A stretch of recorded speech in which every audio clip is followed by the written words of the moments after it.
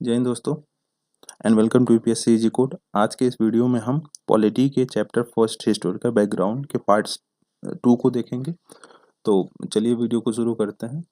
इसमें आज हम डिस्कस करेंगे हिस्टोरिकल बैकग्राउंड का। हिस्टोरिकल बैकग्राउंड जो पार्ट सेकंड है उसको, जो कि क्राउन रूल 1858 से 1947 तक चला था। ठीक है, इसके बारे में हम डिस्कशन करेंगे।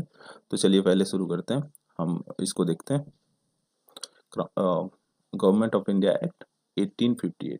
इसमें क्या था बेसिकली, पहले तो जो गवर्नर ऑफ इंडिया था उन्हें वाइसरॉय बना दिया, और जिस फर्स्ट गवर्नर जन वाइसरॉय थे वो कैनिंग थे। ठीक है, अब इसके बाद सेकंड में क्या हुआ, इसमें एबॉलिश कर दिया गया East India Company and transfer power to crown. जो ईस्ट इंडिया कंपनी था जो अभी तक यहाँ पे ट्रेड वगैरह करता था उसको एबॉलिश कर दिया, और जो उसका पावर था वो क्राउन को ट्रांसफर कर दिया गया, मतलब ब्रिटेन गवर्नमेंट को ट्रांसफर कर दिया गया। ठीक है, इसे हम एक्ट ऑफ गुड गवर्नेंस के नाम से भी जानते हैं। ठीक है, फिर उसके बाद थर्ड में क्या था, इंडियन डबल गवर्नमेंट जो बनाया गया था, डबल गवर्नमेंट आई थिंक 1773 में रेगुलेटिंग एक्ट, उसको हटा एबॉलिश कर दिया गया। Board of control and court of director, इसमें क्या था, बोर्ड ऑफ कंट्रोल जो था उसमें था कि वो पॉलिटिकल अफेयर्स को देखता था, ठीक है, कॉमर्शियल अफेयर्स को देखता था, तो इसे खत्म कर दिया गया।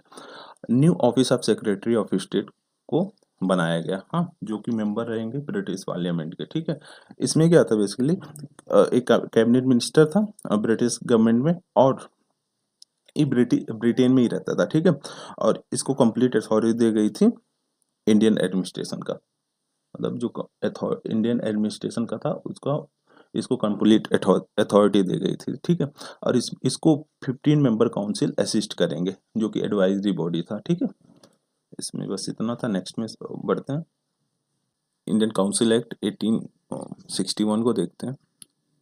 इसमें क्या था, principal of representation of non official in legislative body accepted.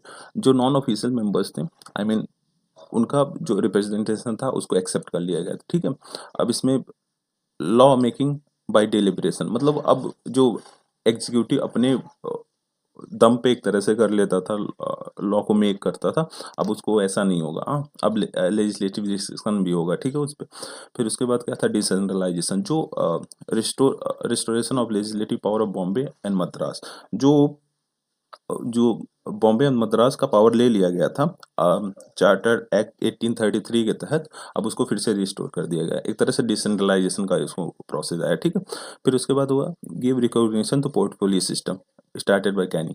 अब पोर्टफोलियो सिस्टम क्या था, एक एक मेंबर जो था वाइसरॉय काउंसिल का, वो एक से ज्यादा डिपार्टमेंट को होल्ड कर सकता था, उसके पोजीशन को होल्ड कर सकता था, और फाइनल ऑर्डर इशू कर सकता था, और वो जो मतलब फाइनल ऑर्डर इशू करता था on the behalf of council. ठीक है, ये था किसी भी हाँ ये था बेसिकली।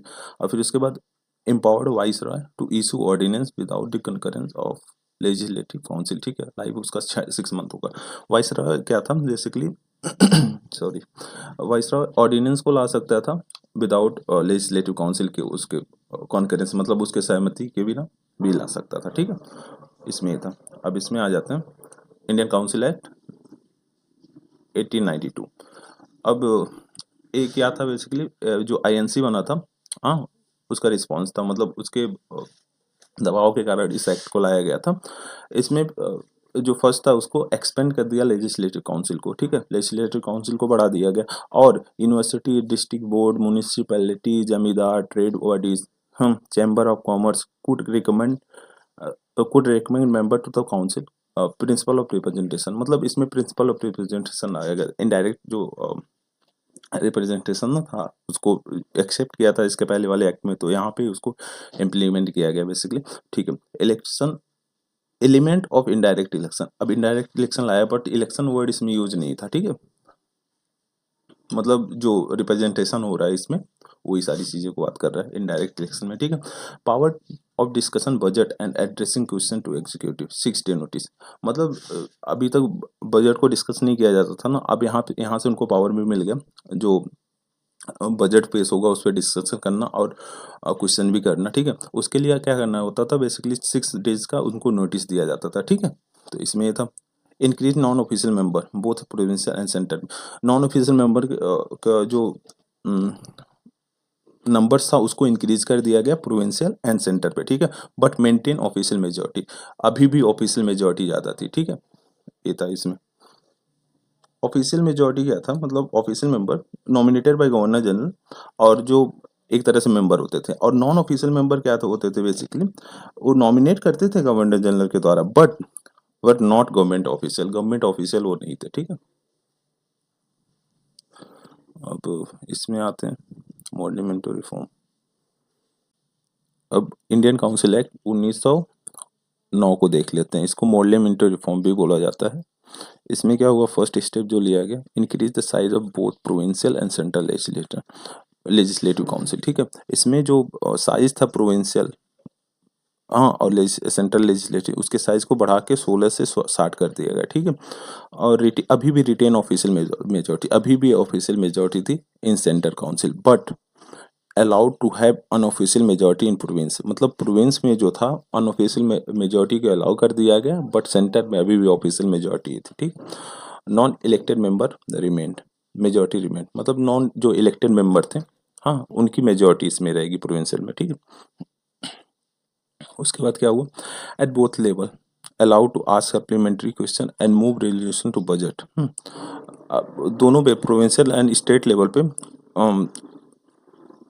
ये क्या हुआ, allowed to ask supplementary question, जो बजट पास होगा उस पर सप्लीमेंट्री क्वेश्चन भी पूछ सकते हैं और मूव रेजोल्यूशन भी मूव कर सकते हैं, ठीक है। Vote separate first items in budget but not whole budget, ठीक है। The first time Association of Indian in Executive Council of Viceroy and governor, first time जो इंडियन का एसोसिएशन था एग्जीक्यूटिव काउंसिल में, उसको मेट किया गया इस एक्ट के तहत, ठीक है। सत्येंद्र प्रसाद सिन्हा जो थे वो लॉ में एज ए लॉ मेंबर उसमें ऐड हुए थे, ठीक है। फिर उसके बाद हुआ सेपरेट इलेक्टोरेट फॉर मुस्लिम, जो कम्युनल रिप्रेजेंटेशन का कॉन्सेप्ट आया यहाँ से आया, ठीक है। सेपरेट इलेक्टोरेट इसको दे दिया गया मुस्लिम्स को, ठीक है। फिर उसके बाद इसको मिंटो मिंटो जो थे उनको known as father of communal electorate, Minto को फादर ऑफ कम्युनल इलेक्टोरेट के नाम से भी जाना जाता है, ठीक है। फिर उसके बाद system of election was indirect, जो यहाँ पे इलेक्शन था सिस्टम का वो अभी भी इनडायरेक्ट था, ठीक है, इनडायरेक्ट। तो बेसिकली इसमें ये था, आगे बढ़ते हैं। तो अब गवर्नमेंट ऑफ इंडिया एक्ट 1919 को देखते हैं, ये काफ़ी इंपॉर्टेंट ये भी एक्ट था, जिसे मॉन्टेग्यू चेम्सफोर्ड रिफॉर्म भी बोलते हैं, ठीक है।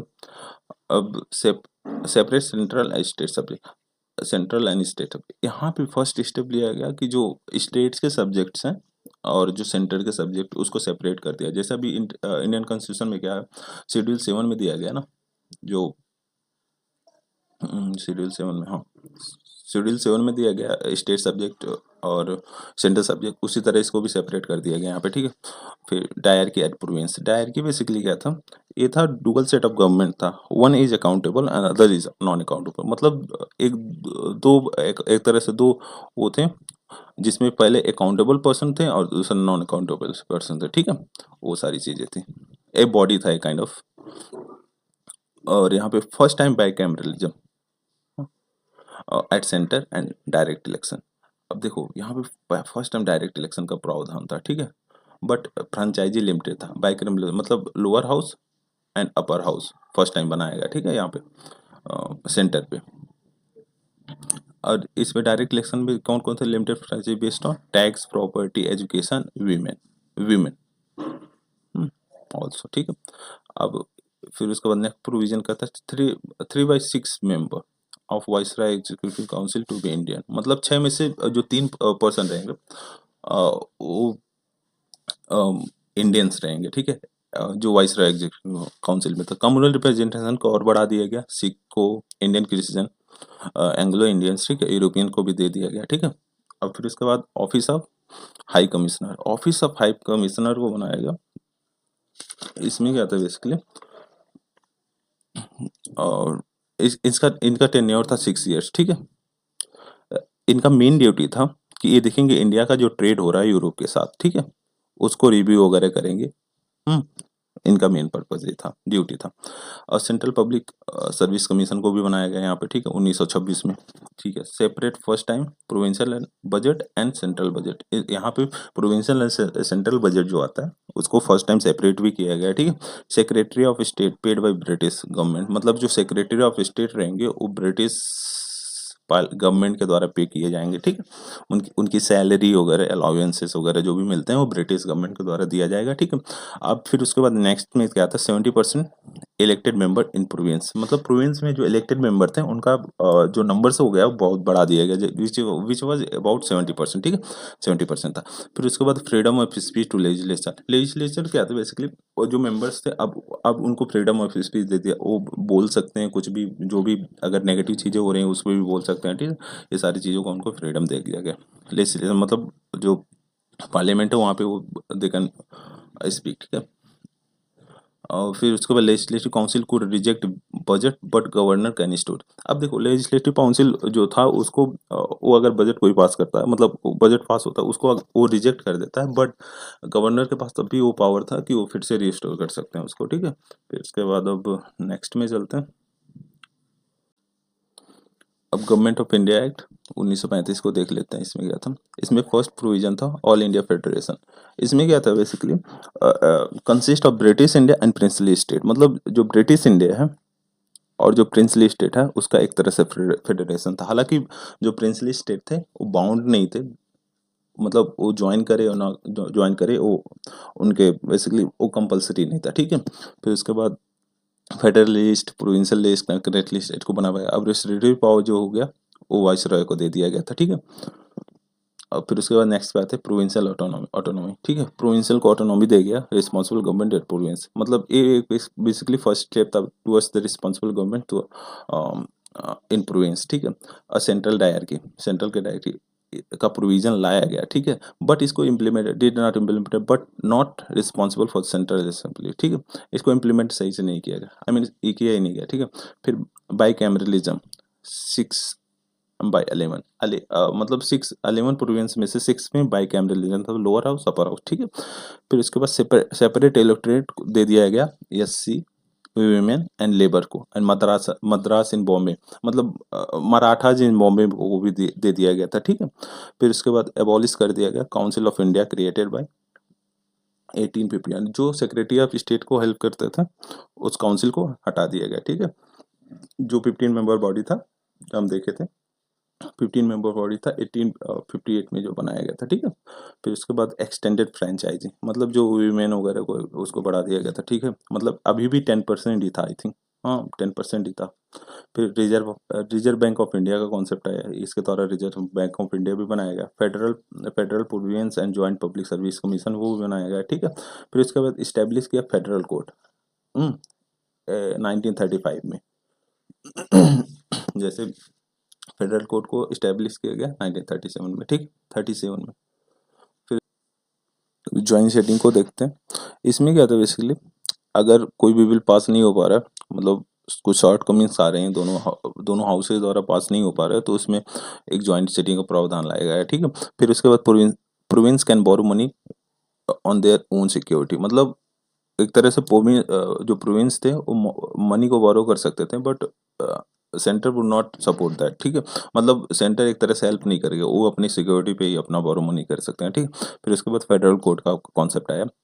हाल अरे यार फेडरल कोर्ट को पहले डिस्कस कर, तो ये गलत है, ठीक है, काट देते हैं। फिर नेक्स्ट पे चलते हैं। नेक्स्ट पे था ये था इंडियन इंडियन इंडिपेंडेंस एक्ट 1947। अब इसमें क्या था बेसिकली, देखो India as a independent sovereign state इसको बना दिया गया, इंडिया को as a independent sovereign state बना दिया गया। टू डोमिनियन कॉन्सेप्ट आया, ठीक है। इंडिया को बनाया गया एंड पाकिस्तान को बनाया गया, ठीक है। फिर इसके बाद एबॉलिश कर दिया वाइस रॉय को, हाँ। और इसका अब जो वाइस रॉय का कॉन्सेप्ट था, आई मीन वाइस रॉय थे उसको उस पोजीशन को एबॉलिश कर दिया। गवर्नर, अब देखो governor general appointed by the king on the advice of cabinet, मतलब अब गवर्नर जनरल को अपॉइंट किया जाएगा किंग के द्वारा, और उसमें एडवाइस करेंगे कैबिनेट, जो कैबिनेट वहाँ पे मिनिस्टर होंगे वो एडवाइस करेंगे, ठीक है। फिर इसके बाद क्या होगा, एबॉलिश्ड ऑफिस ऑफ सेक्रेटरी, जो 1858 में सेक्रेटरी ऑफ स्टेट का पोजीशन आया था उसको हटा दिया गया, ठीक है। और उसका जो पावर था उसको ट्रांसफर कर दिया जो कॉमनवेल्थ अफेयर्स के सेक्रेटरी आएंगे उनको, ठीक है। फिर उसके बाद क्या हुआ, नेक्स्ट नेक्स्ट में आया फ्रीडम टू प्रिंसली स्टेट। अब इसमें क्या था, जो प्रिंसली स्टेट थे, हाँ, उनको फ्रीडम दे दिया गया कि वो इंडिया को ज्वाइन करें या तो पाकिस्तान को ज्वाइन करें, ठीक। तो ये सारी चीज़ें थी इसमें। तो this is the end of the video, thank you for watching, have a great day.